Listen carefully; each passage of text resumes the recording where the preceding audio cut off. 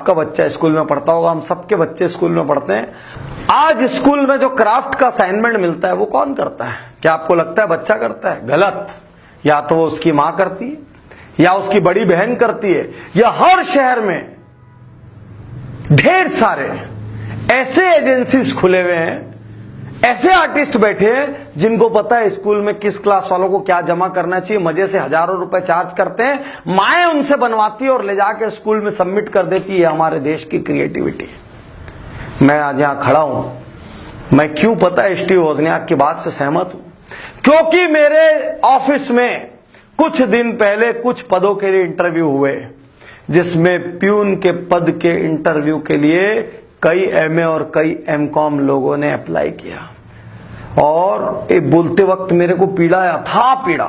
जब मैंने उसको मना किया तो वो मुझसे कहता है कि सर ऊपर भी नौकरी नहीं मिलेगी, नीचे भी नौकरी नहीं मिलेगी, तो क्या करेंगे?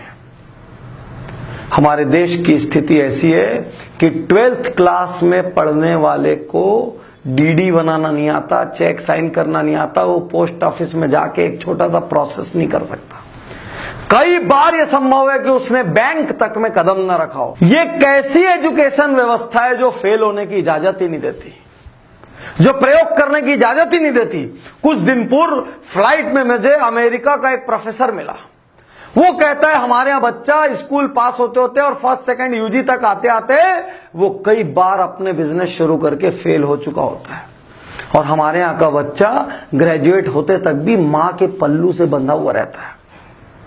वो कहते हैं हमारे यहाँ का बच्चा कपड़ा धो लेता है, हमारे यहाँ का बच्चा फील्ड वर्क कर लेता है, हमारे यहाँ के बच्चे को गार्डनिंग आती है, हमारे यहाँ का बच्चा मशीन सुधार लेता है, हमारे यहाँ का बच्चा एडवेंचर कर लेता है। हमारे यहाँ का बच्चा क्या करता है? कुछ नहीं करता, क्योंकि उसके घर वाले हर चीज उसको मैनेज करके दे देते हैं। एक तरफ घर मैनेज करके दे देता है, दूसरी तरफ स्कूल प्रयोग नहीं करने देता। क्या गलत कहा स्टीव वोजनियाक ने? क्या गलत कहा? मैं आपको बता रहा हूं, यही चलता रहना, भारत पढ़े लिखे अनएम्प्लॉयबल लोगों का देश बन जाएगा।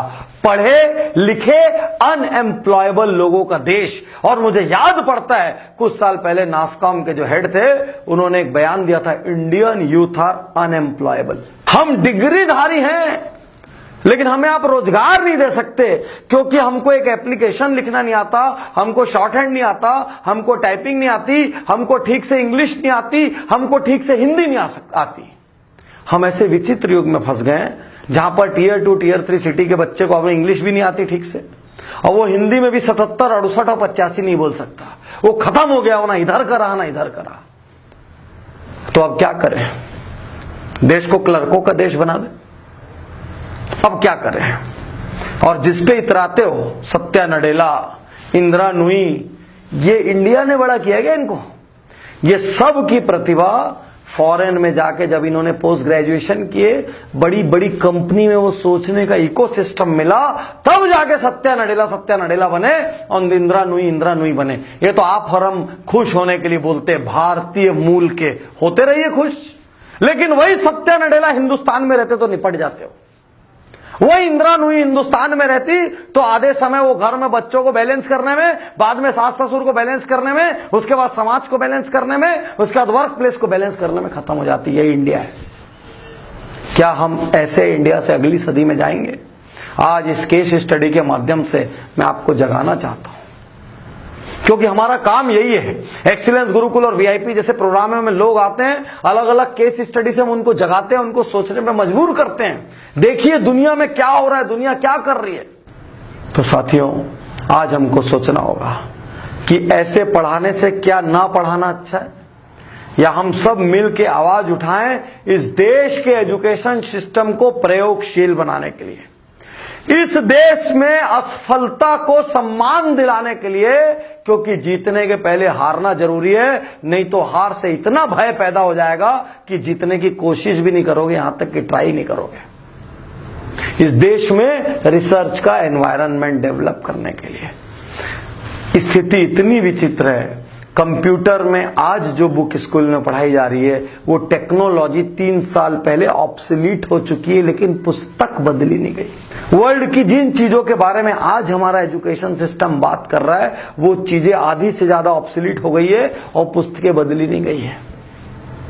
टीचर को नहीं पता है, जब टीचर को नहीं पता और पुस्तक नहीं बदली और इंजीनियरिंग कॉलेज के अंदर डेमो के लिए जो मशीन थी वो मशीन 20 साल और 50 साल पुरानी है, बीसीए जैसे कोर्स में जो व्यक्ति जिस कंप्यूटर पे चला रहा है वो कंप्यूटर 10 साल पुराना है। ये बनेगा इंडिया?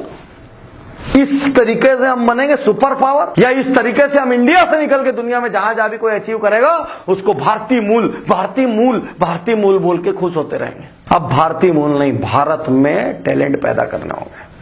इसके लिए मैं आपसे आग्रह करता हूं, यदि आप मेरी बात से सहमत हैं कि भारत का एजुकेशन सिस्टम रद्दी और कबाड़ है, इससे 1000 गुना अच्छा तो हमारा गुरुकुल था पुराने जमाने का, ऋषियों मुनियों का, जहां पर बच्चों को शस्त्र चलाना सिखाया जाता था, जहां बच्चों को जानवरों को पालना सिखाया जाता था, जहां बच्चों को अपना अनाज खुद उगाना सिखाया जाता था, जहां बच्चों को शास्त्र सिखाए जाते थे, जहां उनको मल्ल युद्ध सिखाया जाता था, जहां स्पिरिचुअल, इंटेलेक्चुअल, फिजिकल सारे एस्पेक्ट पे ध्यान दिया जाता था। आज कुछ एस्पेक्ट नहीं बचा।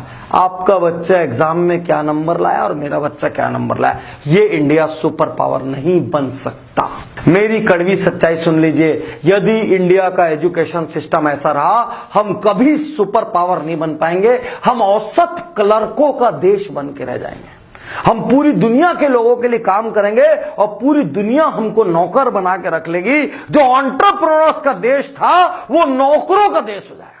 यदि आप मेरी बात से सहमत है कि भारतीय एजुकेशन सिस्टम को स्क्रैप करके प्रैक्टिकल एजुकेशन सिस्टम, जिसमें प्रैक्टिकल लर्निंग हो, जिसमें इंटेलेक्चुअल, जिसमें सोलफुल, जिसमें फिजिकल, जिसमें अपने आप से एकांत में बात करना सिखाया जाए, जिसमें खुद का स्वॉट, स्ट्रेंथ, वीकनेस, अपॉर्चुनिटी, थ्रेट जैसे एनालिसिस करना सिखाया जाए, जिसमें लिसनिंग पे जोर दिया जाए, जिसमें प्रैक्टिकल और प्रैक्टिकल पे फोकस हो, ऐसा एजुकेशन सिस्टम यदि लाना है तो आपको इस वीडियो को शेयर करना होगा। आपको इस वीडियो को इतनी बड़ी तादाद में शेयर करना पड़ेगा जिससे कि स्कूल के टीचरों की, कॉलेज के प्रोफेसरों की और शिक्षा मंत्रियों की, इन सब की आंखें खुल जाए।